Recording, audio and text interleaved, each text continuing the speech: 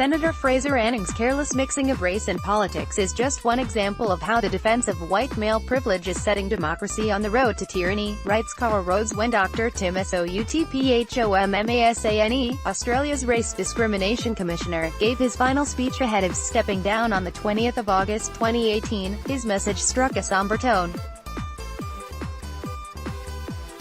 Racial disharmony is on the rise, he lamented. Soutphommasane reported that Australia's success as a multicultural society is under threat. This threat is not from extreme factional groups or mask-wearing fascists, it is from the mainstream of Australian public life. The real danger, he argued, comes from dog-whistling politicians and race-baiting commentators eager to harness populist attention through the careless mixing of race and politics. Just about a week later, Senator Fraser Anning proved how devastatingly true that was when he called for a final solution to ethno-cultural diversity in Australia in his maiden speech.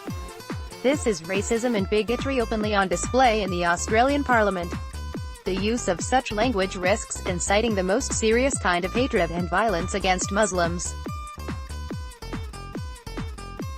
Anyone who knows a thing about history will have felt a shiver up their spine. https://t.co/show71app18y, Tim Soutphommasane, at Tim South. August 14, 2018. Soutphommasane's warning comes at a time when women's social status in Australia is also a political plaything.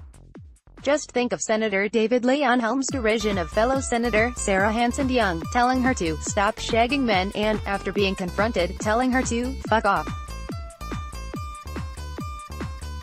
Some would have us believe that such matters are just a signal of a pluralist politics where the right and left wing of our democratic system approach cultural and gender issues from legitimately different perspectives. There is much more to the resurgence of cultural and gender politics in Australia than that. More than the playing out democratic differences, this is the acting out of white male privilege in a democracy fast turning to tyranny.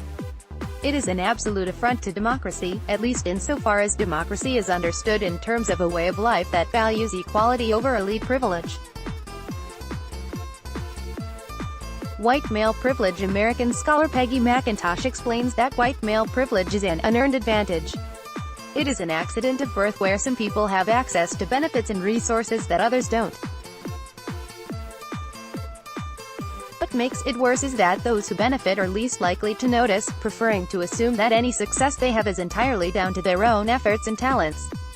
To claim otherwise, the defense goes, would just be anti-white racism.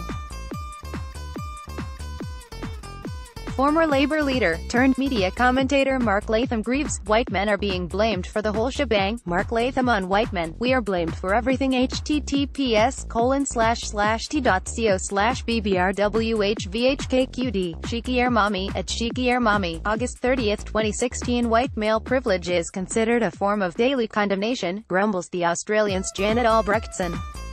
Nowhere is the reality of privilege more blatantly obvious than in the workplace, a location where the intersection of whiteness and masculinity dominate top leadership.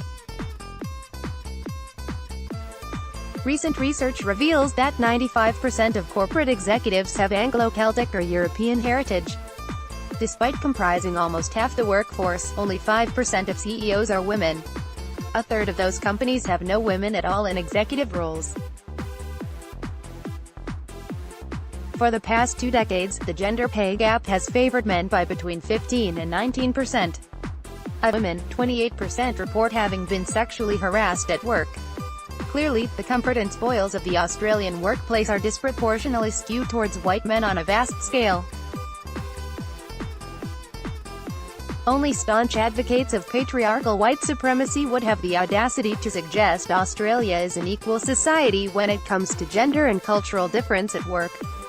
Identity politics, and the future of democracy. The brute facts of white male dominance in the workplace, and politics, demonstrate that the promise of equality that is built into the very idea of democracy is not being kept.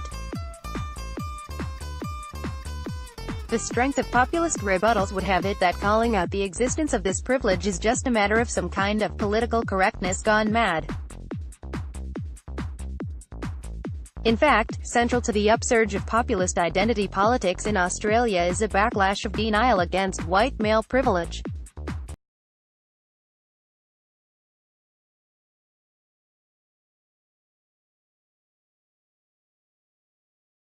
their electors deserve better. You see it, too, when conservative commentator Christopher Akehurst complains that the terms racist and sexist are the lexical building blocks of leftist discourse, whose purpose is to stifle debate.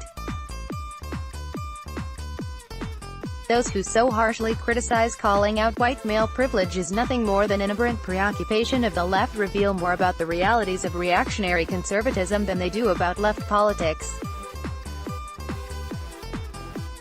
Democracy has always been a political system that has straddled the uneasy relationship between freedom and equality. But what we see when contemporary Australian political discourse tries to reject the existence of white male privilege is the one-sided prizing of liberty for some over equality for all.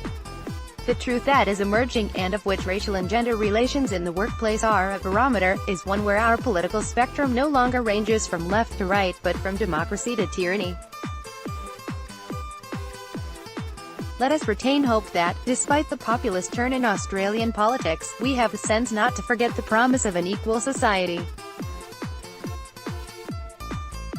Central to this is rejecting the racial and sexist antagonism designed to win political favor at the expense of democracy. Carl Rhodes is Professor of Organization Studies at the University of Technology, Sydney.